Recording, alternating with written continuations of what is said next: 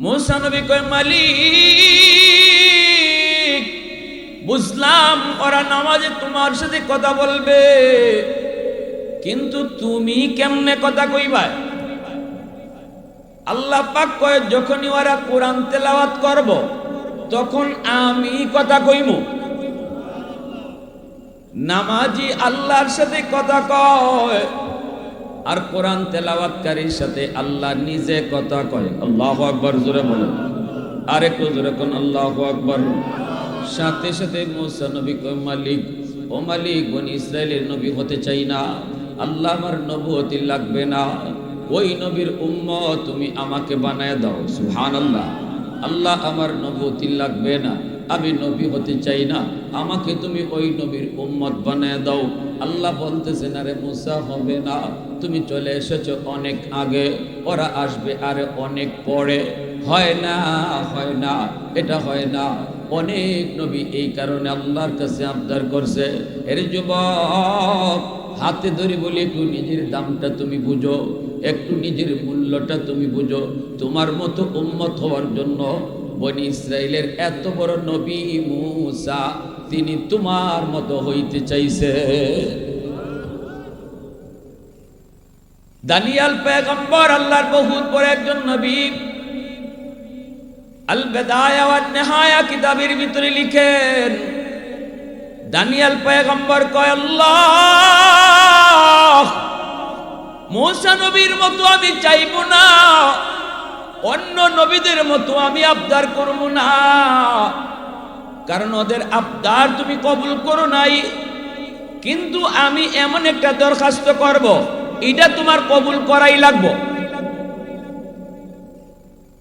Danijel পয়গম্বর কয় আল্লাহ আমার ইন্তেকালের পর আমার লাশটারে তুমি ফসাইও না, গলাইও না, তোমার কুদরতে সংরক্ষণ কইরা রাখো, আর ওই নবীর কোন একজন উম্মতের হাতে আমারে কাফন দাফন করায়ও। ওই নবীর কোন একজন উম্মতের হাতে আমার কাফন দাফন করায় দিও। আল্লাহ আমার আবদার, তুমি এই আবদারটা কবুল করবানি। আল্লাহ বলে যাও এই আবদার আমি কবুল করলাম। এজন্যই আল্লাহর নবী রহমতের নবী তিনি হাদিসে ভবিষ্যৎবাণী করেছেন, ইরাক যখন বিজয় হবে আমার একজন সাহাবী যায় সেই দানিয়েল পয়গম্বরের লাশটা পাবে, রাজ দরবারে লাশটা পাবে দানিয়েল পয়গম্বরের, যেই লাশটাকে আল্লাহ তার কুদরতে হেফাজত করে রাখছেন, এবং আমার একজন সাহাবীর হাতেই তার কাফন দাফন জানাজা হবে। আম্মা বা'দু ফাআউযু বিল্লাহি মিনাশ শাইতানির রাজীম। বিসমিল্লাহির রহমানির রহিম। লাকাদ মান্নাল্লাহু আলাল মুমিনিনা ইয বা'আসা ফীহিম রাসূলা।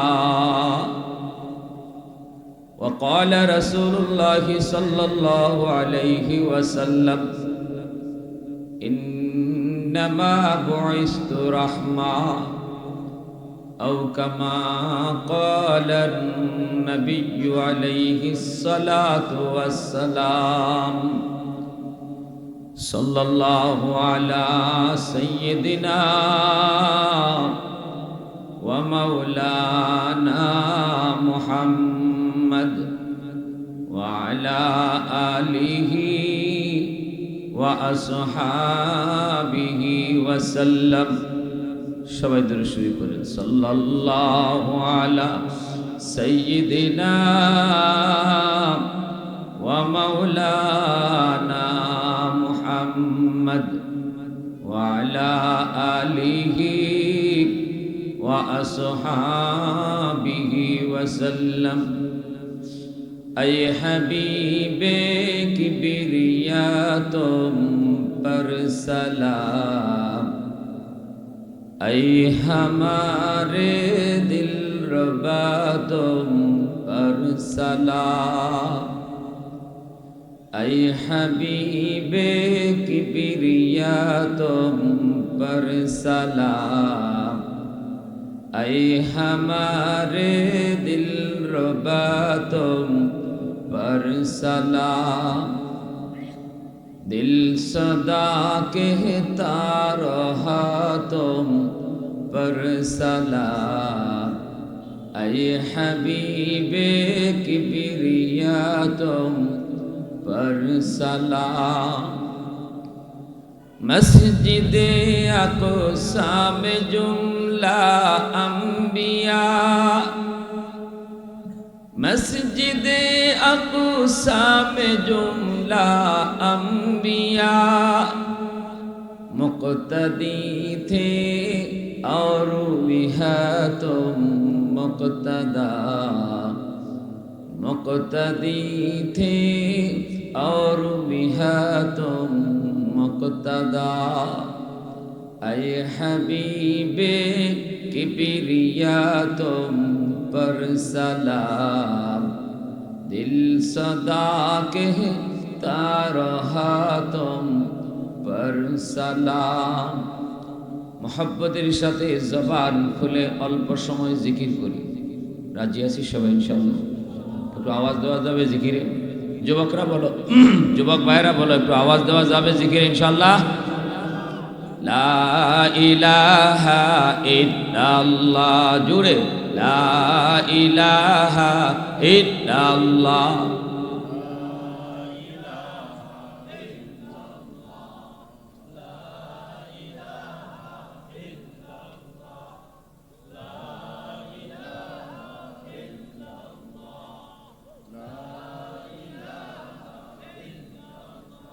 मोहब्बतेर साथे ला इलाहा इल्लल्लाह ला इलाहा इल्लल्लाह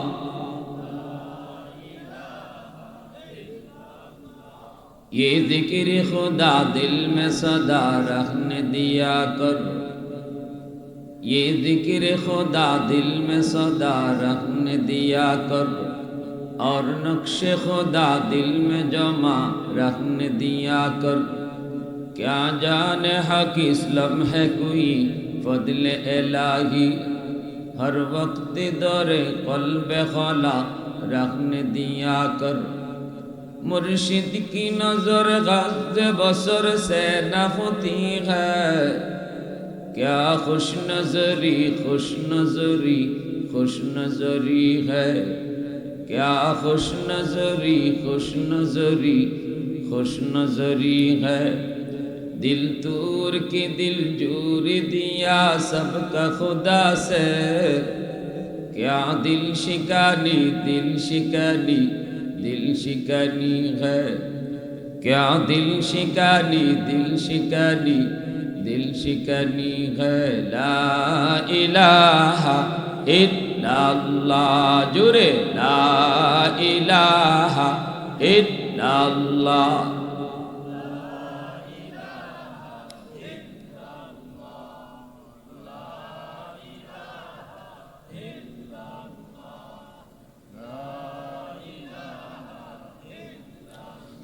ला इलाहा इल्लल्लाह मुहम्मदुर रसूलुल्लाह जुरे सुरे बोली सल्लल्लाहु अलैहि वसल्लम ঐতিহ্যবাহী চাঁদপুর তাফসীরুল কুরআন পরিষদের উদ্যোগে আয়োজিত আজকের তাফসীরুল কুরআন মাহফিলের সম্মানিত সদর ইজলাস সভাপতি সাহেব উপস্থিত জাতির বিবেক উলামায়ে কেরাম মুরব্বিয়ানে আযম কলিজার টুকরা যুবক পর্দার আড়ালে পর্দানিশীন মা ও বোনেরা মুআজ্জাজ হাজিরিন আমরা বড় ভাগ্যবান নবী পাইলাম শ্রেষ্ঠ উম্মত হলাম শ্রেষ্ঠ আমার আপনার নবী সকল নবীদের শ্রেষ্ঠ নবী আর আমরা হলাম সকল উম্মতের মধ্যে শ্রেষ্ঠ উম্মত খুশি না আপনারা বলেন আলহামদুলিল্লাহ আর জোরে আলহামদুলিল্লাহ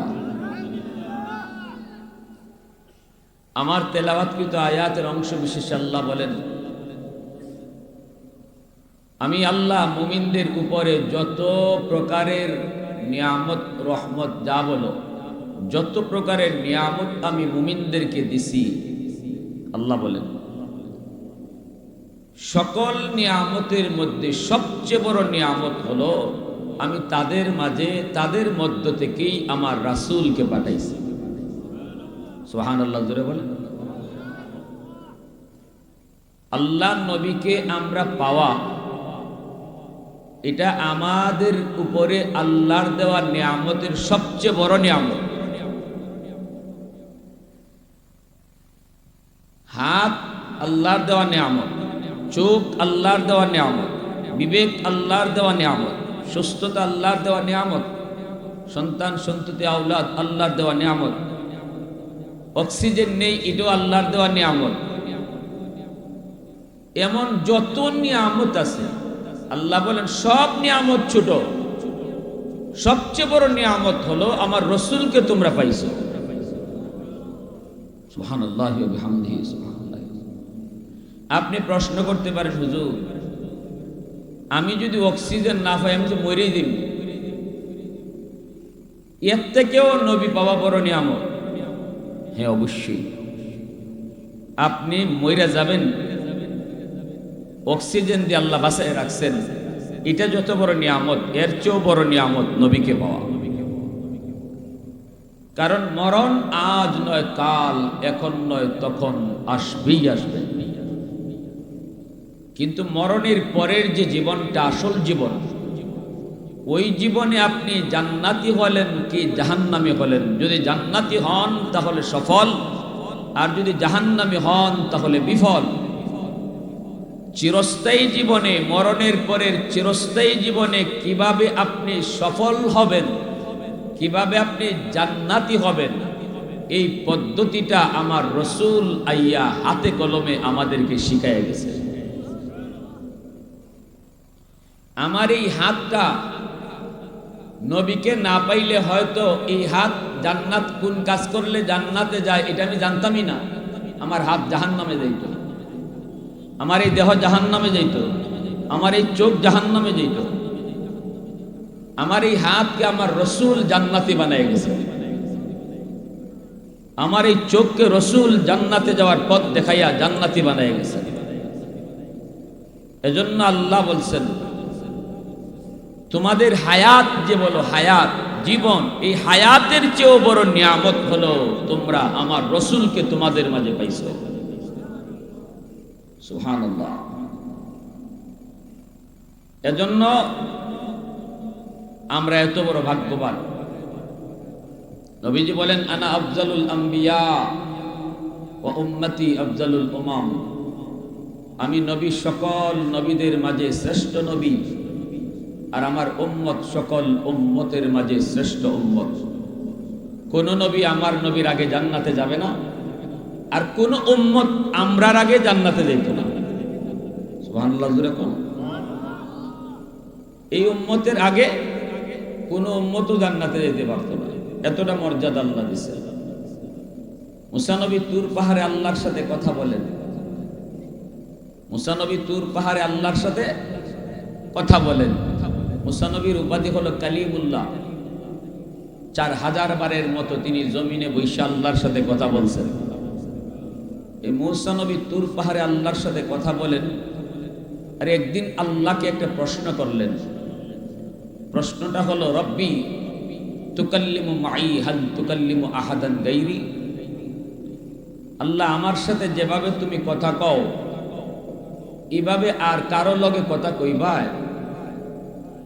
আমার সাথে যেভাবে মাতো এভাবে আর কারোর সাথে মাতবায়?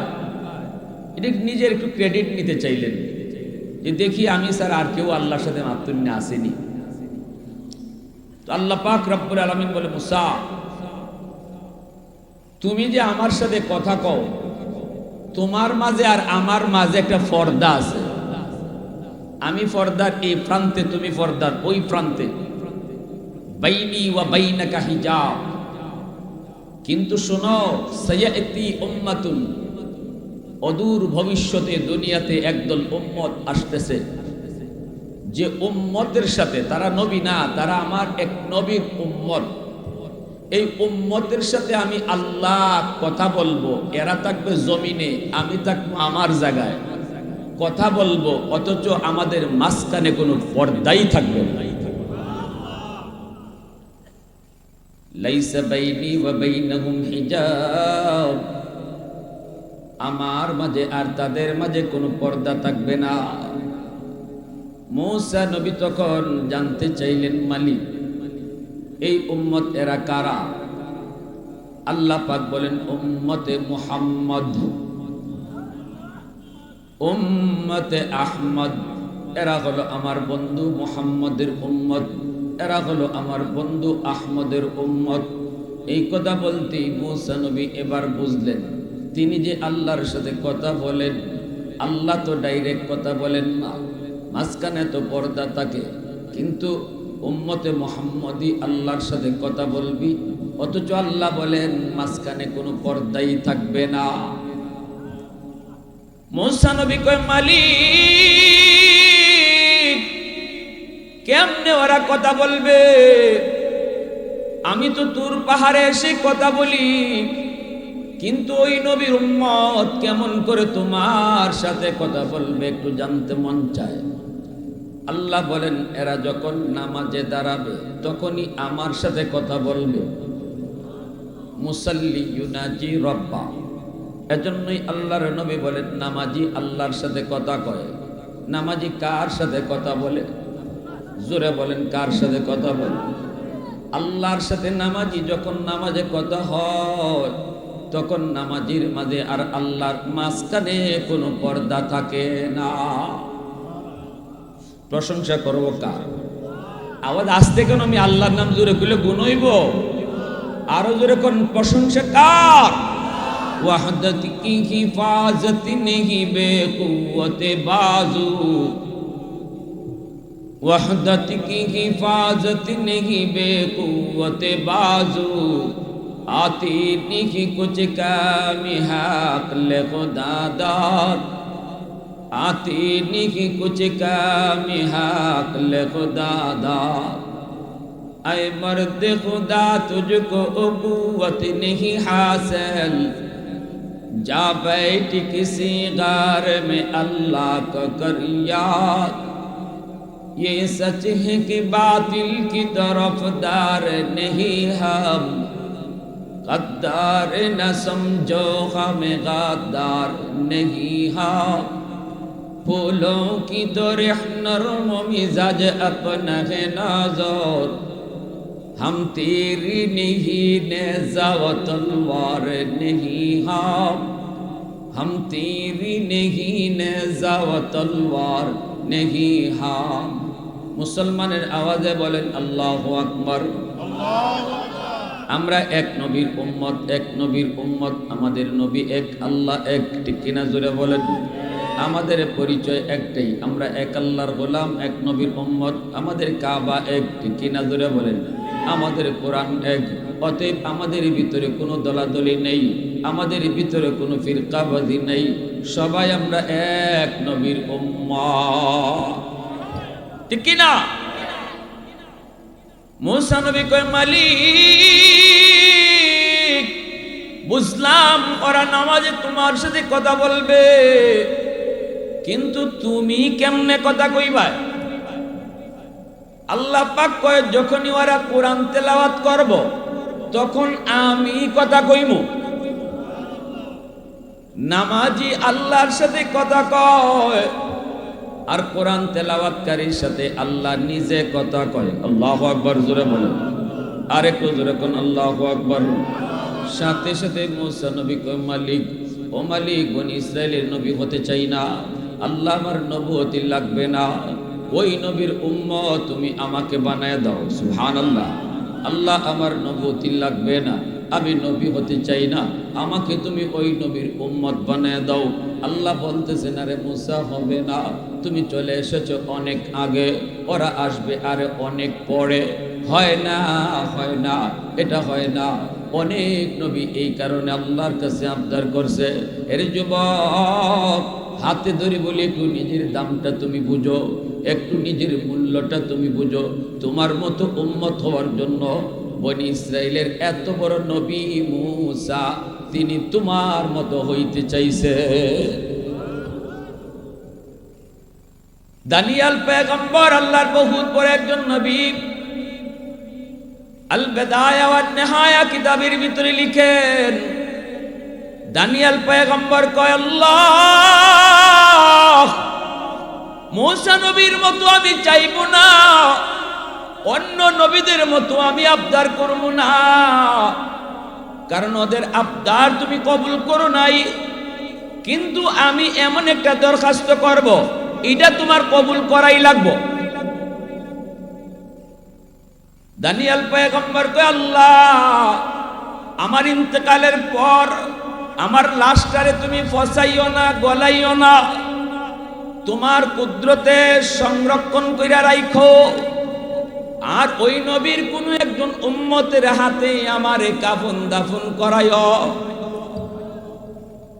ওই নবীর কোন একজন উম্মতের হাতে আমার কাফন দাফন করায় দিও। আল্লাহ আমার আবদার, তুমি এই আবদারটা কবুল করবানি। আল্লাহ বলে যাও, এই আবদার আমি কবুল করলাম। এজন্যই আল্লাহর নবী, রহমতের নবী, তিনি হাদিসে ভবিষ্যৎবাণী করেছেন, ইরাক যখন বিজয় হবে আমার একজন সাহাবী যায় সেই দানিয়েল পয়গম্বরের লাশটা পাবে, রাজ দরবারে লাশটা পাবে দানিয়েল পয়গম্বরের, যেই লাশটাকে আল্লাহ তার কুদরতে হেফাজত করে রাখছেন, এবং আমার একজন সাহাবীর হাতেই তার কাফন দাফন জানাজা হবে। আবু মুসা আশআরী রাদিয়াল্লাহু তাআলা আনহু বহুত বড় নবীর সাহাবী, ওনার নেতৃত্বে ইরাক বিজয় হলো। ইনি বলেন, ইরাক বিজয় করার পর আমি সবার আগে রাজ দরবারে ঢুকলাম, কারণ নবীজির ভবিষ্যৎবাণী আমার মনে আছে। আমি দানিয়েল পয়গম্বরের লাশটা খুঁজতে লাগলাম, কোথায় সেই লাশ, কারণ আমার নবীর ভবিষ্যৎবাণী মিথ্যা হতে পারে না। নবী নিজের থেকে কিছুই বলেন না, যা বলেন কার পক্ষ থেকে? মা ইয়ানতিকু আনিল হাওয়া ইন হুয়া ইল্লা ওয়াহয়ু ইউহা। আল্লাহর নবী বলেন, আমি আল্লাহর পক্ষ থেকে যা পাই তাই তো আমি বলি। এজন্যই দানিয়েল পয়গম্বরের লাশটা ইনি খুঁজতে শুরু করলেন। পেয়ে গেলেন গভীর থেকে গভীর ভিতরে একটা রুমের ভিতরে নবীর সাহাবী আবু মুসা আশআরী রাদিয়াল্লাহু তাআলা আনহু তিনি যায় ঢুকলেন। ঢুকেই দেখেন একটা কফিন, কফিনের পাশে একজন বুড়া মানুষ বসা। মানুষটা এত বৃদ্ধ, চুল দাড়ি সব সাদা, ব্রুটা পর্যন্ত সাদা হয়ে রয়েছে, এমনকি তার চামড়াটা পর্যন্ত ঢিলা হয়ে আছে। তিনি যাইয়ে জিজ্ঞেস করলেন, লিমানিত তাবুত, সালাম দিয়েই বলতেছেন, এই কফিনটা কার? বৃদ্ধ মানুষটা বলতেছে, হাদা পয়গম্বর দানিয়েল। আল্লাহু আকবার! মুসলমানের আওয়াজে কো আল্লাহু আকবার! এই কফিনটা কার? সাথে সাথে ওই বৃদ্ধ মানুষটা কয়, এটা আল্লাহর পয়গম্বর দানিয়েল আলাইহিস সালামের লাশ। আবু মুসা আশআরী রাদিয়াল্লাহু তাআলা আনহু বলেন, আমি দুনিয়াতে কোনোদিন এত আনন্দিত হই নাই রে। ওই দিন আমি যত আনন্দ হয়েছি, যতটা আমি খুশি হয়েছি, কারণ ওই মুহূর্তে আমি বুঝতেছিলাম আমার চোখে আমি আল্লাহর জমিনে দুইজন পয়গম্বরকে নিজের চোখে দেখতেছি, একজন আমার নবী আর একজন দানিয়েল। আল্লাহু আকবার! কাফন সরাইলাম, কফিন খুললাম, কাফন দাফন করলাম, নিজের চোখে পয়গম্বরকে দেখলাম। এরপরে দাফন কাফন হলো। ওমর ফারুক রাদিয়াল্লাহু তাআলা আনহুর জামানার ঘটনা। এজন্য আমার ভাইরা বন্ধুরা বলতেছিলাম, এরে যুবক, একটু নিজেরে বুঝাও, তোমার দাম কত, তোমার মূল্য কত। তোমার আমার মতো মানুষ, তোমার আমার মতো একজন সাধারণ উম্মত হওয়ার জন্য বনি ইসরাইলের বড় বড় পয়গম্বররা আফসোস করছে, কিন্তু আজকে তোমার আমার ভিতরে কোনো অনুভূতি নাই, বিন্দু পরিমাণ অনুভূতি নাই। আমার চাল চলনে বুঝায় না আমি যে এত বড় নবীর এত বড় উম্মত। সব নবীকে আল্লাহ পাক বাইতুল মুকাদ্দাসে জমা করলেন। আমার নবীকে উম্মে হানির ঘর থেকে আল্লাহ পাক জিব্রাইল মারফতে রওনা করাইলেন। বাইতুল মুকাদ্দাসের সমস্ত পয়গম্বরগণের সাথে নবীর পরিচয় পর্ব শেষ হলো। এরপরে নবীজি বুরাকের পিঠ থেকে নামলেন, জিব্রাইল বুরাকটারে বানলেন। আল্লাহ পাক বলতেছে, জিব্রাইল আজান দাও। জিব্রাইলে আমিন আজান দিবেন। আল্লাহু আকবার, আল্লাহু আকবার, আশহাদু আল্লা ইলাহা ইল্লাল্লাহ, আশহাদু আন্না। জিব্রাইল থেমে গেলেন, আর বলেন না। আল্লাহ কয়, জিব্রাইল থামছো কেন? জিব্রাইল আমিন কে আল্লাহ কোন নবীর নাম নিব? এখানে তো সব নবী হাজির, আজানের ভিতরে এখন কোন নবীর নাম নেব? আল্লাহ পাক কয়, জিব্রাইল সব নবীরে হাজির করছি আমার বন্ধুর পিছনে নামাজ পড়ানোর জন্য। আজকের এত বড় মাহফিলের প্রধান অতিথি আমার বন্ধু মুহাম্মদুর রাসূলুল্লাহ সাল্লাল্লাহু আলাইহি ওয়াসাল্লাম। এত বড় মাহফিল, এত বড় আয়োজন, সোয়া লক্ষ পয়গম্বর যেখানে হাজির, এই মজলিসের প্রধান অতিথি আমার বন্ধু মুহাম্মদুর রাসূলুল্লাহ। আর আজ বাইতুল মুকাদ্দাসে নামাজ হবে 2 রাকাত। এই 2 রাকাত নামাজের ইমামতিও করবে আমার বন্ধু। আদম থেকে নিয়ে ঈসা নবী পর্যন্ত সব নবী হবে তার পিছনে মুক্তাদি। অতএব আজানের মধ্যে তুমি কোন নবীর নাম নিবা কি প্রশ্ন করছো? তাড়াতাড়ি করে আমার বন্ধুর নাম বলে দাও। জিব্রাইল আমিন সাথে সাথে আজানের ভিতরে আমার আপনার নবীর নাম তিনি বলে দিলেন। আজানের পর্ব শেষ হলো। এরপরে আল্লাহ কই, জিব্রাইল এইবার সব নবীরে বলো সবাই যেন মসজিদের ভিতরে যায় ঢুকে সামনের কাতার বন্দী হতে বলো, কাতারে দাঁড়াইতে বলো। জিব্রাইল আমিন সামনের কাতারে, জলিলুল কদর পয়গম্বর সবাই সামনের কাতারে, আমার আপনার নবীও জিব্রাইলের পাশেই দাঁড়ানো। নবীজি বলেন, আমি দেখতেছি জিব্রাইল একামত দেওয়া শুরু করে দিলেন, অথচ ইমাম কে হবে কেউ জানে না। ইমামের জায়গা এখনো খালি। জিব্রাইল তো একামত দেওয়া শুরু করে দিলেন। নবীজি মনে মনে ভাবতেছেন, মনে হয় জিব্রাইল নিজেই আজকে নামাজ পড়াইব, এত বড় জমাতের ইমামতি আর কে করব? আজান একামত শেষ হওয়ার পর জিব্রাইলকে নবী জিজ্ঞেস করে, ভাই জিব্রাইল একামত তো শেষ, ইমাম সাহেব কই? জিব্রাইল আমিন মুচকি হেসে আমার আপনার নবীর হাত মুবারক আস্তে করে ধরে কয়, নবী গো, এত বড় আজিমুশান জামাতের ইমামতি আল্লাহ আপনাকেই দান করেছে। একটু জোরে আওয়াজ দিয়ে কন্যা সুবহানাল্লাহ। উলফত মে তেরি ওয়াইসি নে দান কো তুরা, আবু বকর উমর নকশে কদম নুরা। उल्फत में तेरी वैसी ने दान को तूरा, अबू बकर उमर नक्श कदम तेरा न छोरा। अयो शाक़ नबी वाक़ी असरार मदीना, सुल्तान का सुल्तान है सुल्तान मदीना। सरकार का सरकार है सरकार मदीना, गुलजार का गुलजार है गुलजार मदीना। अल्लाह ने मक्का ही में काबा बनाया, अल्लाह ने मक्का ही में काबा बनाया। इस काबा का काबा तेरी मरकद को बनाया। ऐसा लम्हा जी चले जा राहे मदीना, सुल्तान का सुल्तान है सुल्तान मदीना। सरकार का सरकार है सरकार मदीना, गुलजार का गुलजार है गुलजार मदीना। मोहब्बतेर साथे आवाज दिया बोलें अल्लाहु আকবার। मुसलमानेर आवाजे अल्लाहु আকবার। ভাইরা বন্ধুরা, নবীজি ইমামতি করলেন। এরপর আল্লাহর নবী উর্দু আকাশে গমন করলেন। এইদিকে ঘটনা আরেকটা ঘটে গেল।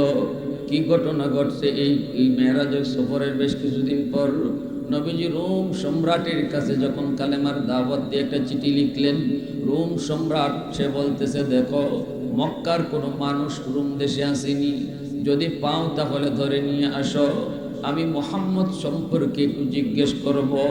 মুহাম্মদের পক্ষ থেকে চিঠি এসেছে, কালেমার দাওয়াত নিয়ে চিঠি এসেছে। এই চিঠিটা আমি পড়ব, চিঠিটা খুলব, চিঠিটা দেখব, এরপরে মুহাম্মদ সম্পর্কে কিছু প্রশ্ন করব। মক্কার কোনো মানুষ যদি পাও তাহলে ধরে নিয়ে আসো। খুঁজে খুঁজে তারা পেয়ে গেল আবু সুফিয়ান। মক্কার কাফেরদের লিডার আবু সুফিয়ান তখন রুমে ছিল। ওই আবু সুফিয়ানকে দইরা তারা বাদশার দরবারে নিল। আবু সুফিয়ান তো তখন নবীর কঠিন থেকে কঠিন দুশমন, নবীজির কঠিন থেকে কঠিন দুশমন। কিন্তু পরবর্তীতে ইনি কালেমা পড়ে মুসলমান হয়েছেন, নবীজির সাহাবী হয়েছেন। এমনিতেও নবীর আত্মীয়, নবীজির শ্বশুর হন। ওনার কলিজার টুকরা মেয়ে উম্মে হাবিবা রাদিয়াল্লাহু তাআলা আনহা, আমার আপনার নবীর পবিত্র বিবি, পবিত্র একজন বিবি। এই আবু সুফিয়ানের সঙ্গে নবীজির চরম থেকে চরম দুশমনী ছিল। আবু সুফিয়ান নবীকে খারাপ জানতো। ওই মুহূর্তে রোমের বাদশার সামনে হাজির করা হলো। রোমের বাদশাহ জিজ্ঞেস করে, মিয়া বাড়ি কই? কয় বাড়ি হলো মক্কায়। মুহাম্মদ রে চিনুনি? কয় ভালো করে চিনি। বলো তো মুহাম্মদ কেমন মানুষ? মুহাম্মদ কেমন মানুষ তুমি একটু বলো। আমাকে কালেমার দাওয়াত দিয়ে চিঠি দিয়েছে, এবার আমি কালেমা পড়ব কি পড়ব না, আগে তো মানুষটা কেমন জানতে হবে। আবু সুফিয়ান পড়ছে বিপদে, লিডার তো। কেমনে কয় মুহাম্মদ খারাপ? যদি কয় খারাপ তাহলে এটা জিতা মিশা কথা। জিতা মিশা কথা বুঝেন? হ্যাঁ, সিলেটি ভাষা কি দেখো, এর উপরে কোনো মিশা হইতে পারে না। এটার কিতাব হয় জিতা মিশা কথা, ডাহা মিশা কথা। আবু সুফিয়ান ভাবে, আমি যদি বলি মুহাম্মদ খারাপ তাহলে এটা আমার বিবেকে আমার বিবেকে পেশাব করে দেয়, ঘৃণা করে। তুই এটা কি বলি? একটা কথারও তো একটা লিমিট আছে। এত বালা মানুষটারে খারাপ কয় কেমনে? ঠিক কিনা জোরে কর। মুহাম্মদ রে আমরা নিজেরা আলামিন উপাধি দিলাম, সত্যবাদী বললাম, ভালো মানুষ বললাম, সার্টিফিকেট আমরাই দিলাম। এই মুখে আবার কেমনে কই মুহাম্মদ খারাপ? ওই যুগে কাফিররাও জিতা মিশা কথা, ডাহা মিশা কথা কইতে ভয় পাইত। আর আমরা মুসলমানরা এখন ঘর থেকে বাইরে ওই জিতা মিশা কথা কই, আমরা ডর লাগে না। ঠিক না? আপনারা আমার মাত বুঝেননি, অসুবিধা হয় না তো? সিলেটের মানুষ আপনারা অনেক দামি মানুষ।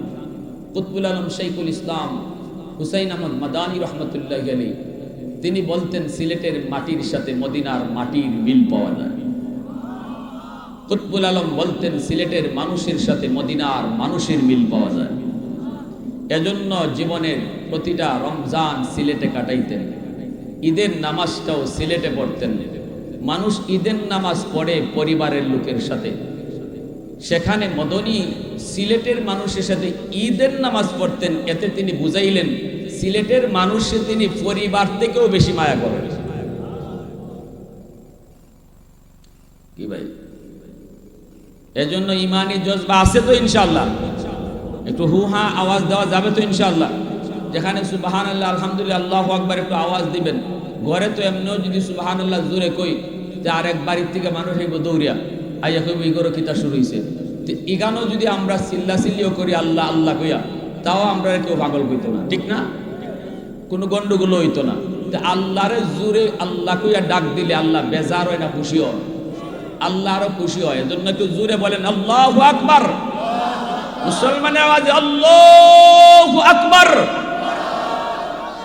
আল্লাহ তুমি কবুল করো। প্যারে হাজিরিন, এখন আবু সুফিয়ান কয়, মনে মনে কয় আবু সুফিয়ানে, এখন যদি কই মুহাম্মদ খারাপ মানুষ, বারে জিতা মিশা কথা হয় না। আরেকজন যদি ফাইয়ালায় মক্কার, আরেকজন আরো 10 জন যদি পায়, 10 জনে কইব মুহাম্মদ বালা, তখন আমারে আটকাই আরো ফিটাইব। ও 10 জনে কই বালা, তুমি একলা কও খারাপ, তাহলে তুমি খারাপ, পড়ছে বিপদ। এখন যদি কয় বালা, মুহাম্মদ তো বালা, তখন আরেক বিপদ। বালা যদি কও তাহলে তারে মানো না কেন? আপনার আওয়াজ দিয়ে রুহা করুন। বালা যদি কও তাহলে মানো না কেন? এটা একটা প্রশ্ন হয় না নি? আবু সুফিয়ান লিডার মানুষ তো, লিডার বলতে চিকন বুদ্ধি থাকে বেশি। আবু সুফিয়ান কয় ফাঁকে দিয়ে একটা জবাব দেলাই, হে কয় আমি বালা না খারাপ কোনটা কইতাম না, আমি একটা কথা শুনাই, একটা ঘটনা শুনাই মুহাম্মদে কইছে, এটা শুনে আপনি বুঝুন, আপনি নিজে সিদ্ধান্ত নিয়ে মুহাম্মদ ভালো না খারাপ, মুহাম্মদ সত্য কয় না মিথ্যা কয়, আমি কইতাম না। রুমের বাদশা কইছে কোসে কয় মুহাম্মদে কয় সে কোন এক রাতের অল্প একটা অংশে, রাতের বেলা কোন একটা অল্প সময়ের ভিতরে মক্কা থেকে বাইতুল মুকাদ্দাস সফর করছে বুরাকের পিঠে সওয়ার হইয়া। বুরাক হলো এমন একটা জন্তু যার একটা কদম দৃষ্টি যত দূর অত দূর পর্যন্ত এই বুরাকের একটা কদম যায়। আরো আসতে কোন সুবহানাল্লাহ, বোঝা যায় ইজাদ পুরা বহু ফালসু না পুরা জীবনে। সুবহানাল্লাহর আওয়াজে বোঝা যায় বুরাকের এক একটা কদম হলো চোখ যদ্দূর যায় অদ্দূর বুরাকের একটা কদম যায়। এই বুরাকের পিঠে সওয়ার হয়ে সে বাইতুল মুকাদ্দাস আসলো। এখানে ১৬ লক্ষ পয়গম্বরকে আল্লাহ জমা করলো। এখানে আযান হলো, নামাজ হলো, নামাজের ইমামতি সে করলো। এরপরে সেখান থেকে তারে উর্দু আকাশে সফর করানো হলো। প্রথম আকাশ, দ্বিতীয় আকাশ, তৃতীয়, চতুর্থ, পঞ্চম, ষষ্ঠ, সপ্তম। এরপরে আল্লাহর সাথে তার সাক্ষাৎ হলো, কথা হলো। সেখান থেকে আবার সে ফিরে আবার মক্কায় আসলো। যেই করে ঘুমাইছিল উম্মে হানির ঘর, এই ঘরে আবার সে ফিরে আসলো। এত লম্বা সফর, এই সফরের সময় ব্যয় হয়েছে কদ্দুর জানেননি?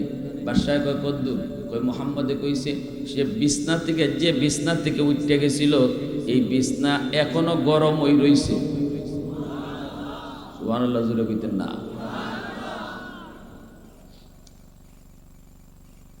রুমের বাদশার মাথায় হ্যাং মারছে। মোবাইলে হ্যাং মারে না মাঝে মাঝে? হ্যাং মারেনি, হের ব্রেইনে হ্যাং মারছে। কইটি গীতা কইল, গীতা কইল এটা আবার হোসেন গীতা কইল। কই এত লম্বা সফর করছে যে তার সময় লাগছে, যে বিছনা থেকে উঠতে গেছিল এই বিছনা এখনো ঠান্ডা হইছে না, তার শরীরের গরম এখনো বিছনাতে রইছে। এখন যাহাব না আপনি কই ইজাত কথা যে মানুষে কয়, এই মানুষ কি জাত হইতে পারে এটা আপনি বুঝুন, আমি কইতাম না। কেমন লিডার দেখছেন, কেমন নেতা এমনি নেতা হইছে, নেতা কারে কইছেন নেতা, কেমন ফাঁকে দিয়ে জবাব দিছে, পালা না খারাপ আমি কেল্লাই কইতাম, তুমি কও, তুমি হিসাব করে বাইর করো। রুমের বাদশাহ কয় ঘটনা তো আসলে বড় সাংঘাতিক, এটা তো ব্রেইনে ধরে না, এটা তো যুক্তিতে আসে না। এত বড় ঐতিহাসিক সফর, আমার আপনার নবীর মেরাজের ঐতিহাসিক সফর, এটা আল্লাহর একান্তই কুদরত, এটা মানুষের যুক্তিতে আসবে ও না। মানুষের যুক্তি আর বিবেক যেখানে যায় শেষ, এখান থেকে আল্লাহর কুদরত শুরু হয়, ঠিক না? আমার আপনার যুক্তি আর বিবেক যেখানে যায় শেষ হবে, এখান থেকে আল্লাহর কুদরত শুরু হবে। এজন্যই তো মালিক পবিত্র কোরআনের সূরা বনী ইসরাঈলে আল্লাহ যখন মেরাজের আলোচনা শুরু করেন, আল্লাহ বলেন, ও দুনিয়ার মানুষ, এই মুহূর্তে আমি আল্লাহ তোমাদেরকে একটা ভ্রমণ কাহিনী শোনাবো, যেই ভ্রমণটা আমি আল্লাহ আমার বন্ধুকে করাইছি, যেই সফরটা আমি আল্লাহ আমার বন্ধুরে করাইছি, এমন এক সফর যেই সফরটা তোমাদের বিবেকে ধরবে না, তোমাদের বুদ্ধিতে আসবে না, তোমাদের যুক্তিতে ধরবে না, এরপরেও সত্য আমি করাইছি, কারণ এটা আমার কুদরত। এজন্য আল্লাহ কয় ঘটনা শুনাইব পরে, আগে সুবহানাল্লাহ কও। সুবহানাল্লাহ জোরে কও।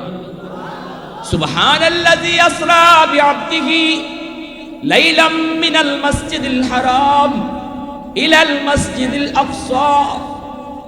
আল্লাহ পাক ঘটনা শুনাইছেন পরে, আগে আমাদের মুখ দিয়া সুবহানাল্লাহ বাইর করাইছেন। এটা এমন এক ঐতিহাসিক সফর, যেই সফর তোমার বিবেকে ধরবে না, তোমার বুদ্ধিতে আসবে না, তোমার যুক্তিতেও ধরবে না। এজন্য সুবহানাল্লাহ আগে পড়ো। ভাইরা বন্ধুরা, রোম সম্রাট তোর মাথায় হ্যাং মারলো, তার তো বুদ্ধিতে আসে না, সে তো মুসলমান না, ইমানদার না, বুদ্ধিতে তো আসবেই না। আল্লাহর কুদরত কি জিনিস তাও সে বুঝে না, তাও তারা জানে না। এইবার রুমের বাদশাহ কয়, আমার তো বুদ্ধিতে আসে না। নীরব নিস্তব্ধ হয়ে গেল এই রাজদরবার। ওই অবস্থায় একজন বৃদ্ধ মানুষ, বাইতুল মুকাদ্দাসের খাদেম, কিন্তু সে কোনো মুসলমান হয়ে নেই। সে আওয়াজ দিয়ে বলতেছে, বাদশাহ জাহাপনা, আমাকে একটু সুযোগ দেন, আমি আরবি ভাইটাকে কিছু প্রশ্ন করব। কয় করো। সে তখন বলতেছে, ভাই বাড়ি কোথায়? কয় মক্কায়। মোহাম্মদ চিনো? কয় ভালো করে চিনি।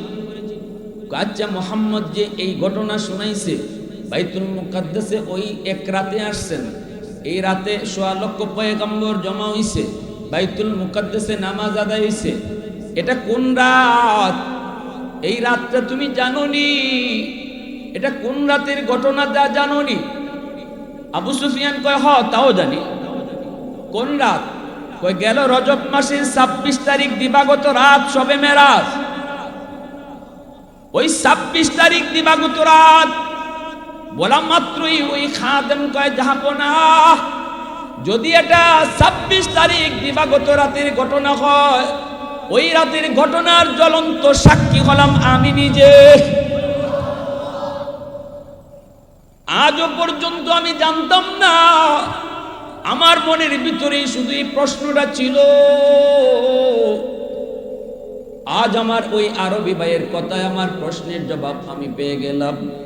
এবার সে লোকটায় কান দিয়ে কয়, জাহাপনা শুনেন, এশার নামাজ পড়ে সবাই যখন মসজিদ থেকে বের হলো, দরজা জানালা বন্ধ করতেছিলাম, একটা দরজা, মেইন দরজাটা বন্ধ করতে আমি পারি নাই। হাজারো চেষ্টা করে আমরা সমস্ত খাদেম মিলেও মেইন দরজা বন্ধ করতে পারি না। অন্যদিন এই দরজা আমরা বন্ধ করেই যাই, কিন্তু ওই রাতে এই দরজা বন্ধ করা সম্ভব হয় নাই। মিস্ত্রি ডাকা হলো, মানুষজন আলা হলো, সবাই মিলে দেখা হলো কোনো দিক দিয়ে কোনো সমস্যা আছে কিনা। না না, কোনো সমস্যা নাই। মনে হয় যেন বিশাল বড় পাহাড় দরজার উপরে চাপা দিয়ে রাখা হয়েছে, নড়ানো যায় না, চড়ানো যায় না। এই অবস্থায় বাধ্য হয়ে আমরা চলে আসলাম। ফজরের আগে আগে আমি দ্রুত গেলাম। হায়, দরজা তো খোলা রাইকে চলে আসছে, একটু যাই। আইসেই দেখি বাইতুল মুকাদ্দাসের সামনে বালু। এই বালু তো ছিল, বালুর উপরে হাজারো হাজারো লক্ষ মানুষের পায়ের দাগ। একটু দূরে আগে দেখি একটা পাথরের মধ্যে রশি বাঁধা। রশির মাথাটার মধ্যেই দেখলাম একটা চতুষ্পদ জানোয়ারের পায়ের দাগ। আমার এখন বুঝ হয়ে গেছে দরজা কেন বন্ধ করতে পারি নাই। কারণ এই দরজা আল্লাহর হুকুমেই লাগে নাই। কারণ আল্লাহ জানে এই রাতে তার বন্ধুরে আনবে, সব নবীর ইমাম হবে মুহাম্মদুর রাসূলুল্লাহ। দরজা আল্লাহর হুকুমে নড়ে নাই, চড়ে নাই। মসজিদের ভিতরে নামাজ হয়েছে, নবী ইমামতি করছেন।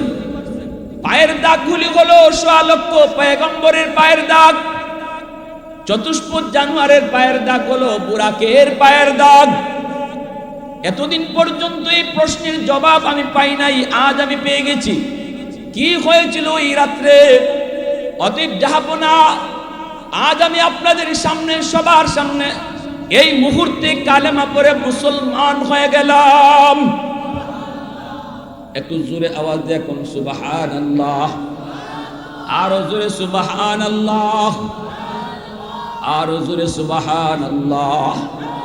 तकबीर में कलमा में नमाजों में अज़ा में, तकबीर में कलमा में नमाजों में अज़ा में, है नाम इलाही से मिला नाम मोहम्मद, है नाम इलाही से मिला नाम मोहम्मद।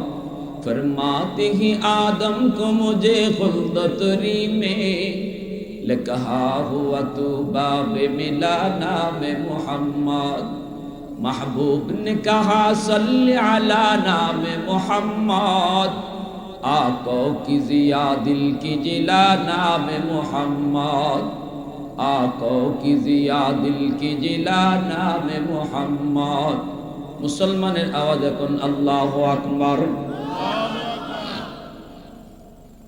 তাহলে আমার আপনার নবী সকল নবীর নবী जो नबियों का नबी हो जो रसूलों का रसूल মতের জন্য আমি মেরাজের ব্যবস্থা করে রাখছি কেমনে কয় 50 ওয়াক্ত নামাজ এই 50 ওয়াক্ত নামাজ যদি তারা আদায় করে এই নামাজের মধ্যে আমি আল্লাহ তাদের সাথে কথা বলবো তুমি যেভাবে কথা কইছো তোমার নামাজি উম্মতের সাথে আমি আল্লাহ এইভাবে কথা বলবো নবীজি তো বড় খুশি আসসালাতু মিরাজুল মুমিনিন নবী জন্মে নামাজ পড়ে বড় খুশি 50 ওয়াক্ত নামাজ পড়ে নবী খুশি আল্লাহর সাথে বিভিন্ন কথা হইল বন্ধু আনছো কি দা আল্লাহ পাক জিগাইছে নবী উত্তর দিছে লম্বা কিছু কথাবার্তা হইছে দুই বন্ধু আল্লাহ পাক রব্বুল আলামিনের কাছ থেকে নবী আসার সময় আল্লাহ উম্মত রে কিতা দিছো উম্মতে কেমনে কথা কইব আল্লাহ কই যাও যাও 50 ওয়াক্ত নামাজ দিয়ে দিলাম কথা বলবে অসুবিধা নাই নবীজি তো মহা খুশি চলে আসতেছেন কিন্তু বন্ধুকে বিদায় দিতে মন চায় না যতক্ষণ কাছে থাকে ততক্ষণ কথা বলতে মন চায় ততক্ষণই দেখতে মন চায় আল্লাহ পাক রব্বুল আলামিন তো আমার আপনার নবীর বন্ধু আমার আপনার নবীর আশিক আর নবী যেমন আল্লাহর আশিক আল্লাহও নবীর আশিক যেরকম সুবহানাল্লাহ এইবার নবী চলে আসতেছেন আল্লাহর মনে তো ভাল লাগে না আল্লাহ পাকের মন তো চায় না বন্ধুরে বিদায় দিত এজন্য আল্লাহ কই মুসা বন্ধু জায়গা ফিরত পাঠিয়ে দিও সুবহানাল্লাহ